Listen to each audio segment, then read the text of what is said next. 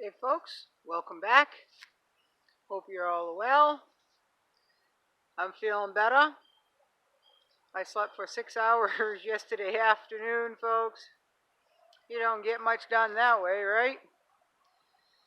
But today I woke up feeling a whole lot better. Still a little tired. But everything else is functioning just fine, functioning normal. So, yesterday I did go to my other job. And I got up at 1 in the morning. Was there by 4:15, nice and quiet, got what I needed done. And on the way back through, it was after 8, so I stopped into the feed and seed store, got some grain, and then while I was right there, I hit up Walmart because I wanted another pair of rubber boots. I didn't find anything that I wanted at Walmart, folks, for boots. So I'm like, well, let me just go to the food section and just look around, price compare. And folks, I was really surprised. I was pleasantly pleased that the food prices at Walmart compared to where I usually shop was a whole lot cheaper. So I was really pleased. I got, let's see, elbow macaroni was 92 cents a pound. Everything was a whole lot cheaper. Coffee was cheaper. Everything was cheaper. Even though the prices had gone up, they're still a lot cheaper. But usually, mostly over $1, folks. So, not all. Like the macaroni is like 30 cents cheaper, but 30 cents here and 30 cents there adds up. I did calculate once I got home that I saved $15 yesterday by shopping at Walmart. I make it to Walmart maybe twice a year, folks. Just not my place to shop. It just isn't. So I thought the toilet paper had increased $5, but once I got home, the 18 pack was what I have, and I had bought the 24 pack of toilet paper, so 6 more rolls, $5 more. I can't complain on that, folks. I just can't. Comparatively, it's still expensive for what it does, right? But it's worth what it does too, right? So I did get a 5-pound bag of grits, folks. I have never had grits, but I watched a video on Teresa making grits, and I'm like, well, maybe I'll just saunter over to the cereal aisle. And while I was over there, there was an old gentleman in a wheelchair type. I'm way up in the woods, folks, and there's a duck that's followed me. Oh, there comes another one. They must hear me talking up here, folks. So I don't want them to get in a habit up here because there's game trails everywhere. I don't know, about 30 feet over there is where look like a deer bedded down, and there's been a mama moose, and I'm going on tracks, and it looked like this year's calf in my garden. So those were pretty fresh, so that was probably last night. But anyway, there was this old man in a Walmart scooter, and he had a variety pack of grits. And he asked me if I knew where the molasses was, so I helped him find the molasses, and we started talking about grits. He said he had never tried grits. He must have been in his late 70s, folks. And he said that he's lost over 30 pounds since he started eating grits in the morning because they're so filling that he doesn't want anything to eat until later in the afternoon. So he said it was pretty good to eat. He said he liked the cheddar grits the best. But I didn't want to get the variety pack. If I can flavor things on my own here, so I just got a 5 pound bag of dried grit powder. I don't know what you call that. Meal? I don't know. And I will try it. I will try it. Um, so anyway, so that's that. I was pretty pleased with Walmart prices. So this morning I went up to my sister's, and my stepdad was there, and they were having coffee, and my sister was starting her work day. And I told them about the the prices at Walmart, and you know, the what I got and the prices, and how it was so much cheaper and all of that. And I told them that I bought a 5 pound bag of grits to try, and my stepdad, he said that sounded pretty good. I don't know if he's ever had them or not, but he asked what it was. And I said, well, just think of cornmeal. That's the only thing I could compare it to. I said, just think of cornmeal. And my sister said that she really didn't care for grits. She's tried them before, and she's not her favorite thing. But I told her I bought a bag and I was going to try it, and I tried to tell her that it was gluten free, but she didn't like it. She didn't like it, and she weren't going to buy it.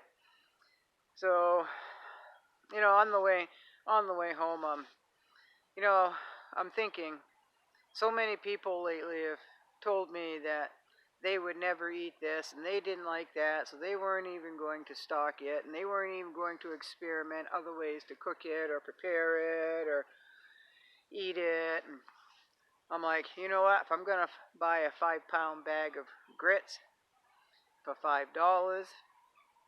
they will be eaten, folks. And it might not be all within a few weeks, but I'm quite certain that if I store it correctly, it'll last a good long while. And if it sticks to the ribs like this old man in the little Walmart scooter told me it does, then that's all right. That's all right. I can, if I'm hungry, I'll eat it, right? And that's just the way I look at things. And I know I've said this before, folks, but if you find something that's a good deal and it's something that you tried once and really didn't like it, but you really didn't give it a chance either, then buy it, because one, somebody else might like it. Two, somebody else might need it, because if it came down to food, food is food. And if it's affordable, how much space is a 5 pound bag of grits going to take up? It really isn't going to take up hardly anything. So, you know, I really do believe that times are going to get to the point where, like I said, food is food, and if you don't like grits today, when life is a little bit better and times get really hard and you don't really have anything to eat, I bet you'll enjoy every single bit of that 5 pounds of grits, right? So, I don't know. Maybe I'm maybe maybe it's just me, folks. Maybe it is, because I hear all these people, stock what you eat, don't buy anything you won't eat, just don't do it, don't waste your time, da da da da da, don't waste your money. Um, you know, one, I'm not a really picky eater. I know I say I don't like mushrooms. It's just the texture of mushrooms and cherries. The only way I've had cherries is canned in a jar, and really didn't care for the texture of that. And raw cherries, I just don't like how it feels on my mouth. But if I was hungry, I would eat every bit of it, right? So maybe it's just me. If something is on sale and if something is very healthy and something that's going to go a ways down the road, and something that is affordable, I am still going to get it, folks. And I might be one of those people that's one in a million, but I am going to get it, because if I don't eat it, somebody else that comes to the door wants something to eat, That's something I could give them, and that's something that they would appreciate, right? So that's how I think. And somebody says, "Well, you're always in survival mode," and maybe because that's how I think. Um, I like food. It's just not, you know, pizza every day of the week. I like pizza every day of the week. One, that'd get awful tiring, and two, that's really not all that healthy for you, right? So I'm just not a picky eater. All in all, if I am hungry, then about even a peanut butter and jelly sandwich I would enjoy if I was hungry, folks, right? So I don't know. I don't understand how I think. It's just how I think. It's how I process. It's what I believe. And life would be good if everybody in the world could only eat the foods that they really, really crave and really, really enjoy, right? Life would be awful good. And a lot of times, the food that's good for you isn't like eating pizza, right? It just isn't. So I guess that's it. I don't have much. It's getting dark. We're going to get another inch and a half, inch and 3/4 of rain tomorrow, folks. When I walked out here in the woods, I could hear it squishing underneath my feet. We are so wet here, folks, and we were so dry this summer, but the rain has been raining. It poured last night. It just absolutely poured in the night here. So we're getting the rain now, damn it. We are. So I'm not going to complain. It's not flooded the road. It's all my totes and everything under the eaves are all filled up. Everything is topped off. I'm not going to complain because others are in droughts, right? Now, for you folks down in the south, I heard you're still dry. Well, we're still wet, folks. But it was 70 degrees today, folks. I was out all day in my t-shirt again. And I saw a couple of videos from you folks down in the Ozarks and Tennessee. You was in winter jackets, folks. But anyway, I'm going to get out of the woods. I just want to remind folks that I will be wearing orange right up until the end of deer season. So I'll be wearing orange just about every video that I post from now on. And just so you don't think I'm wearing the same orange t-shirt, folks, I counted them today. I have 8 orange t-shirts. I do. So one for every day of the week, and then an extra, right? So that works for me. So just don't think that I'm wearing the same t-shirt, or think that I'm wearing the same t-shirt. I really don't care, actually. So hope you all are well.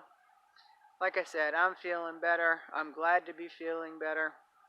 And I am going to go in, load up the wood stove with wood, even though it's still like 65 degrees. It's going to pour tonight and tomorrow, and that'll make it damp inside the house. So I just want to keep that moisture out, and I could always open a window like I did last night, right? Open the window and had the fire going, folks. For those of you who burn wood up in the Northeast, you know exactly what I mean. And that could be January, February, March, right? Yeah. So anyway, I'm just rambling. Hope you all are good. Uh, Stay tuned to what's going on. Don't become overwhelmed with it, all right? Because it's going to be what it's going to be. Make sure your bubble is secure. Make sure your bubble is safe. Make sure your bubble is happy. Make sure that you are enjoying your bubble and all of that, right? So, good night, and I'll see you next time. Next time we'll talk about the seed giveaway, all right? But good night. Bye-bye.